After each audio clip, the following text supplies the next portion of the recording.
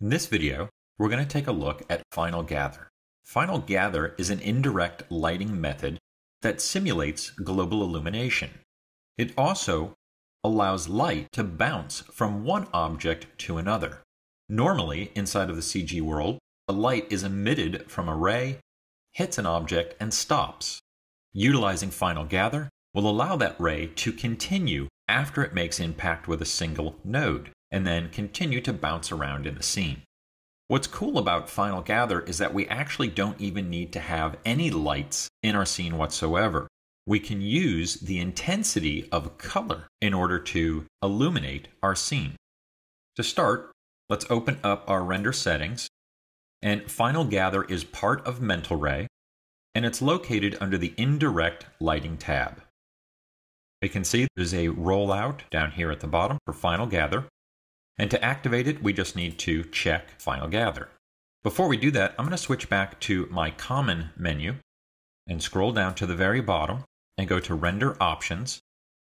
And I want to double check and make sure that Enable Default Light is turned off. We do not want this on. Typically, Maya will shut this off if we have a light in our scene, but we're not going to have a light in the scene, so we want to make sure that that doesn't activate one. We'll go back and let's see what our scene is currently rendering without Final Gather. So I'll just hit the render button, and this will render my current frame. And we get pitch black. That's exactly what we're hoping for. We want to start with absolutely nothing, and then we'll slowly introduce light into our scene. Okay, now I'll come back and we'll turn Final Gather on. And let's just close that and we'll hit render again. Now we see that it's taking a lot longer to render, but we're still not getting any real light in our scene yet. We're also seeing that it's rendering differently. It's rendering using Final Gather tiles. And that's just a way to preview our rendered image prior to it finishing. We can often see little problems in the render through those tiles, and then we can stop the render and make changes before it does a full lengthy rendering. In this case, we could tell that nothing was rendering. It was rendering black. So I could hit escape, kill the render, and then make adjustments. Let's just minimize that. And what's happening here? We have no light. Instead of creating an actual light, I'm going to go into my camera and change the background environment color. This is located in the attribute editor. And if we scroll down towards the bottom, we'll see a rollout here for environment. We can click on that and change the background color. Let's just make it white.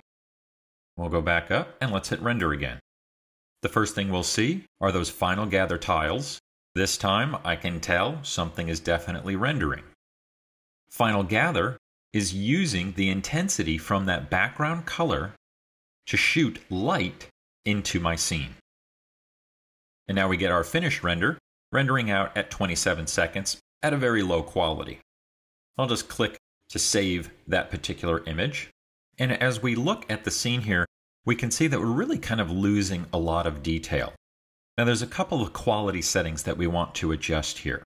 I'm going to open up my render settings. And our top one here is really the most expensive one.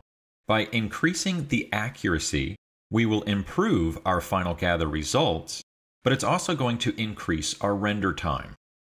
I'm going to raise this up to 300. And then go to point density. Point density is going to increase the amount of points to be computed. This will also increase our render time. But when we have more points, that's basically giving us more points of light. The higher amount of points we have, the more they can get into individual nooks and crannies of our geometry. So we'll raise that up to 10. And then we have our point interpolation. This will blend between the amount of rays that we have in our scene. Right now it's set to 10. I'm going to leave that right there. That's a fairly good number. We'll see what we get and then maybe lower it down. The point interpolation is not very costly, so having it higher or lower is not going to make a huge impact to our render. This image is saved. Let's go ahead and render. But since we increased those quality settings, I'm only going to render a small section, and I'll just draw a region there and use the Render Region button. Now that greatly increased our quality. Let's save that image. And if we compare it to our previous render, we can barely see the windows in that first frame.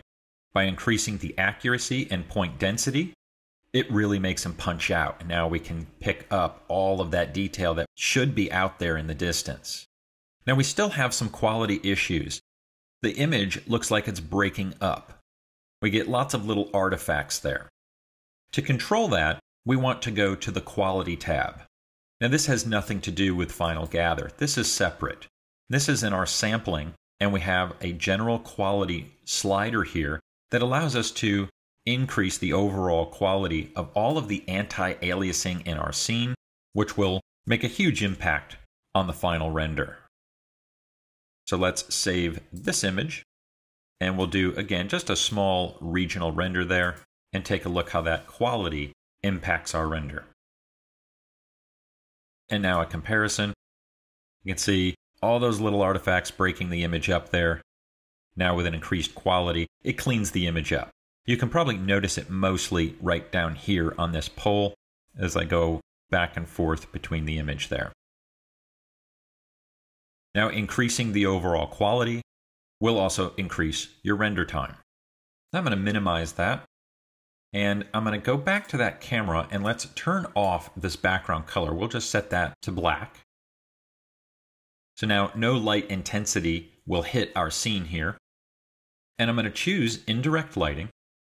And I'm going to create an IBL node. And we'll go into the IBL settings. And we're going to use the texture type here, which will then open up this attribute. And I can change that attribute to white. Now this is basically doing the same exact thing that we just did with our camera and that background color, except with this we can also use light emission and have yet another quality setting here. We'll scroll down and I'm just going to open those render stats and we're going to come back to that. Let's do a quick render and we'll do full screen this time. This might take a little bit longer. I'm going to kill the render. I'm going to hit escape, and I want to kill it because I can see that it's taking a lot longer than I want it to, and the overall quality is causing that problem, and you can tell by the Final Gather squares there and how slow it's progressing. I'm going to go back to my render settings, go to quality, and let's drop this back down. While we're at it, I'm going to also drop my Final Gather accuracy and point density back to their defaults. And we'll choose to render again. And immediately I can see it going faster, but I can also see the point density in that Final Gather image is much larger. And now our render has finished. It's taken 1 minute and 50 seconds in order to complete that render, because now with our Final Gather and our IBL node, we're emitting a lot more light into the scene. Now what we can do, if we look down here, we have an attribute to adjust Final Gather color effects. We can choose this, and this works with the IBL node, whether we have Final Gather on or not. When the IBL node works, it automatically uses a Final Gather rendering algorithm to figure out its lighting. But in this case, since we are using Final Gather, we can choose our color gain here, and we can change the value, which will intensify the light values coming in from that IBL node. We can also change the color.